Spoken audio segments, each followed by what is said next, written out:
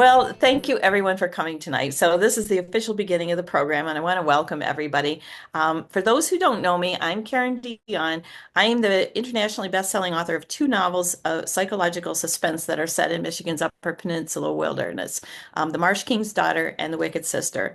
Both were published by Putnam, and Marsh King's Daughter has been published in 28 languages now and was a bestseller in several countries. Is also this little thing. Thank you, Matt. The Marsh King's Daughter movie. So it's been adapted for a film, and it actually happened, which is like amazing. Yes. So yeah, it's been a fun ride for me. And when I switched from writing techno thrillers to psychological suspense, I basically found my sweet spot with that kind of book. So I want to first introduce our authors will be chatting with tonight. I'm going to do it alphabetically. So Liv, you're up first. Liv Constantine is this an Edgar Award-winning nominated New York Times and internationally best-selling author. She co-authored The Last Mrs. Parrish, which was a Reese Witherspoon book club pick, and her critically acclaimed books have been praised by the Washington Post, USA Today, the Sunday Times, People Magazine, and Good Morning America, among many others, with more than 2 million copies sold worldwide. That's fantastic. Her work has been translated into 29 languages, is available in 34 countries, and is in development for both television and film. When she's not writing, you can find her curled up with her Labrador and Golden Retriever.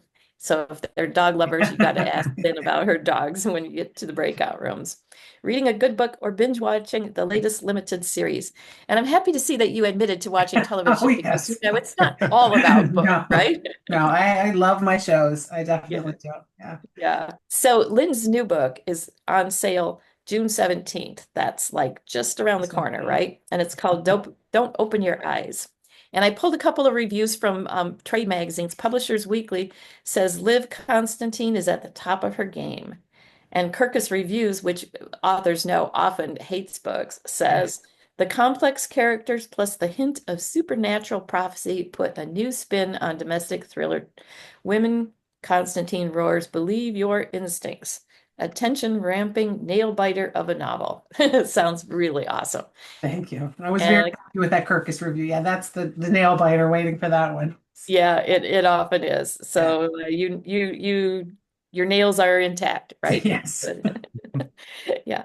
So you'll be able to talk to Liv more about Don't Open Your Eyes once you're in the breakout room. Tori Eldridge is going to help me out with some of her Hawaiian pronunciations. So here we go. Tori Eldridge is the native Hawaiian best-selling author of Hawaii Storm. Kauai Storm. That wasn't so bad. It's the first book in her Ranger. Makalani Pahukula mystery. Yeah, that's awesome. Thank you. And Tori has also written a multi-award nominated and award-winning Lily Wong ninja mystery thrillers. Before writing, Tori performed on Broadway, TV, film, and earned a fifth degree black belt in Toshindo ninja martial arts. Wow. Okay, that's awesome. And so she has also a two-time Anthony Award nominee, a Lefty and McCavity Awards finalist, winner of the 2021 Crimson Scribe Award for Best Book of the Year. So all this is really super exciting for you, Tori. And as she mentioned, you might have caught this or not in the intro where we were all together. Tori was our very Oh, first guest at on a backroom event. So yay, nice to have you back. So Kauai Storm, the pub date was May 20, so it's out already. And it does say this is the first book in her Ranger. Makalani Pahukula mystery series. Thank you. So we can ask about that and subsequent books again in the breakout room. Kirkus Reviews said this is an atmospheric love letter to Hawaii's Garden Isle with episodes of action and mystery. And Deadly Pleasures magazine said the book is an excellent tutorial in both human nature and in the history and culture of Kauai. So nice reports. Now Wow. we move on to Riley Sager. Hi, Riley. Hello. Longtime friend. Although I know you as Riley Sager now, I've forgotten what your other name is. So, but that's okay. It's No, fine. Not important. that person is gone. You're Riley. Yeah. He's gone. So Riley is the New York Times bestselling author of 9 novels, most recently Middle of the Night and The Only One Left. His books have been published in over 35 countries with more than 3 million copies sold worldwide. A native of Pennsylvania, Riley now lives in Princeton, New Jersey. So his new one, With a Vengeance, publishes June 10. That's Tuesday, guys. So you can run right out to the Crazy. bookstore and buy it, or you could hit that Amazon pre-order button and gives his book a little boost even now. So yeah, congrats, Riley. That's super. Thank you. And Riley was telling us in the green room, he's just ready to head out on tour. So could you say it's the first stop in your tour? This is the first stop on my tour, the virtual stop, and then the rest are all in person. Yes. Yeah, so we're really happy you could make room for us. Book page says about With a Vengeance, the pacing is relentless, the plotting Agatha Christie-esque, and the cinematic feel is worthy of an Alfred Hitchcock. That was pretty high praise. Yeah. And Publishers Weekly says Murder Aboard a Luxury Train gets a fresh spin in this ultra twisty historical thriller. So again, just a little teaser. We can talk to Riley more about With a Vengeance in the breakout room. And last but not least, Matt Sullivan's new psychological suspense, Midnight in Soap Lake, is published by Hanover Square Press / HarperCollins. His writing has appeared in the New York Times, The Strand, The Daily Beast, and elsewhere. His stories have been awarded the Florida Review Editors Prize and the Robert Olin Butler Fiction Prize. That's pretty huge. Yeah. His debut novel, Midnight at the Bright Ideas Bookstore. So if Matt's name was not familiar to you, I know you've all read his book. Midnight at the Bright Ideas Bookstore was translated into 7 languages and was an Indie Next pick, Barnes & Noble Discover pick, a Goodreads Choice Award finalist, and winner of the Colorado Book Award. He lives and writes in Anacortes. Did I say that right? Anacortes, yep. Okay, Anacortes, Washington. So Midnight in Soap Lake, that's coming out right around the corner too. It's publishing April 15, so Yeah. a week from Tuesday. I like these couple of reviews. The book list says this is a fascinating mystery with small town intrigue and a magical scientific angle based on a real place. Doesn't that sound intriguing? So thank you all. That's just a quick and dirty introduction. We'll get to know you better in the breakout rooms. And we'll also get to know you right now because we're going to play a little game of not quite 20 questions. Again, for people who haven't been here before, we actually have official backroom cards with questions on the other side. And I'm going to ask these questions in the order that I see you on my screen. So Liv, you get to be up first. Okay, So this is the hardest question ever. great. Is your desk messy or tidy? Messy. You can't see it. That's why it's messy. It's messy and then it gets tidy and then it gets messy again. But yeah. Yeah. Is it like super messy when you're writing and then when you're done you clean it up, or No, it's super messy by the end of the day, and then I clean it up in the morning, and then it's messy again at the end of the day. So yeah, it's kind of inevitable, I guess. And we all know what they say about a messy desk is a sign of a creative mind. So we're all off the hook when okay, it comes let's to hope. that, right? Right. Yeah. So, Tori, this is maybe a little different. What's your favorite place to visit? Visit. Well, I had a wonderful time in Shanghai when I was researching the Ninja Zone, but at the moment, it's got to be Hawaii, and I would love to go back to Kauai. Nice, nice. I know you have some precious grandchildren, and I thought maybe that might factor into where you like to visit. I'm living in their house.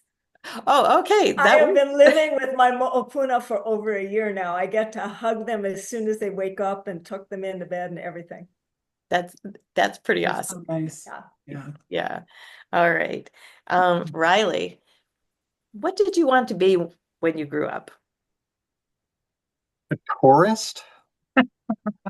Tourist. Say that again. I wanted to be a tourist. I just wanted to go places. And Oh, I okay. told my parents, like, yeah, when I grow up, I just want to be a tourist. And they're like, you need money for that. And I went, oh, okay.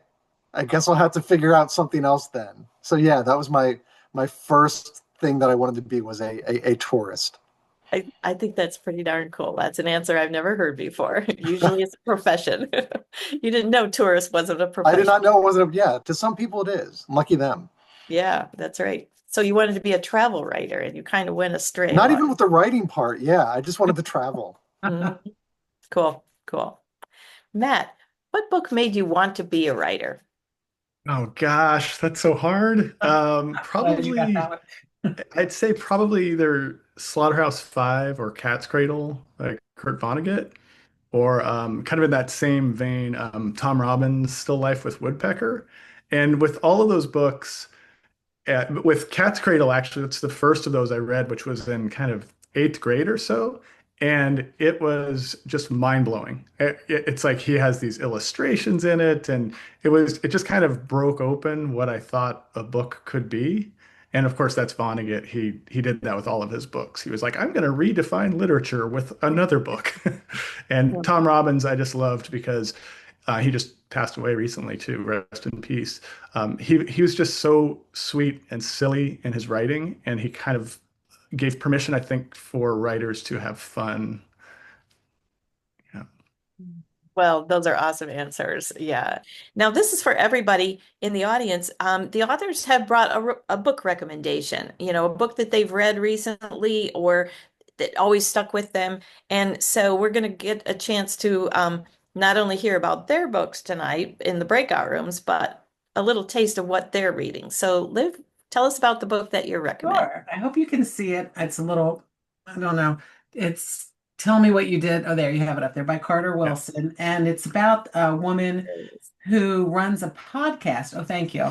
Runs a podcast where people can call in and confess something that they've done. And oftentimes it's something illegal and something very dark.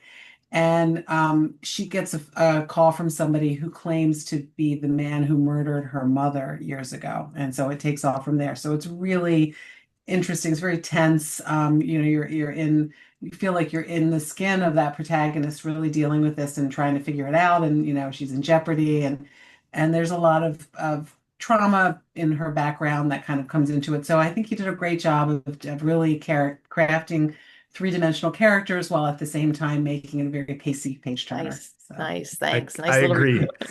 oh, good. I loved it. Yeah, Yeah. that's awesome. Tori, what book are you recommending? J.T. Ellison's A Very Bad Thing. Oh yeah, look at that because mine's backwards, right? Okay, so I'm not going to tell you about this book. What I'm going to tell you is J.T. Ellison is my go-to author. She comes out with a book, I buy the book, I read the book, I love the book. But I have to say, even having said that, this may be her best yet. Mm. Okay. And she is a prolific author, so that is saying a lot. That's awesome. Thank you. Thank you. And when an author says a book is riveting, it takes a lot to keep us engaged, right? So it is. Riley, your book recommendation, please. It is Run for the Hills by Kevin Wilson. And it is not a mystery. It is not a thriller. But Kevin Wilson just writes these wonderful, almost absurdist books, and this one is no different. So it's this madcap road trip across America where these people are like trying to figure out their father, who was this very strange, enigmatic person who just kept starting families and leaving them, and they keep acquiring siblings along the way, and it's funny and it's heartbreaking and it's tender and it's just a Thank lovely you. little book. Thank you. And yes, where our appetites are all books, not just thrillers and mysteries. Isn't that a fact? Yeah. Yeah. Matt, what's your book recommendation? This is a book called Elita by Kirsten Lundberg Sundberg, excuse me. Kirsten Sundberg Lundstrom. It's a little bit of a tongue twister, but it's set in 1951 on a pair of islands off the coast of Washington State. 1951, on an island that houses a prison off the coast of Washington, a feral child is found. And a woman whose husband has recently left her and who has a 4-year-old daughter who is studying language development and child development is called in to kind of try to figure out this girl's story, this abandoned child's story. But it's very much a slow burn. It's not a page turner, character driven. Every sentence is just impeccable. Good book. Wasn't that fun? We hope you enjoyed this taste of what a backroom event is like. The best part comes immediately after, when the audience is divided into 4 breakout rooms and the authors visit each room in turn. We'd love to show you what a breakout session is like, because these relaxed face-to-face conversations between authors and readers are the hallmark of our backroom events. But breakout sessions are never recorded. What's said in the backroom stays in the backroom.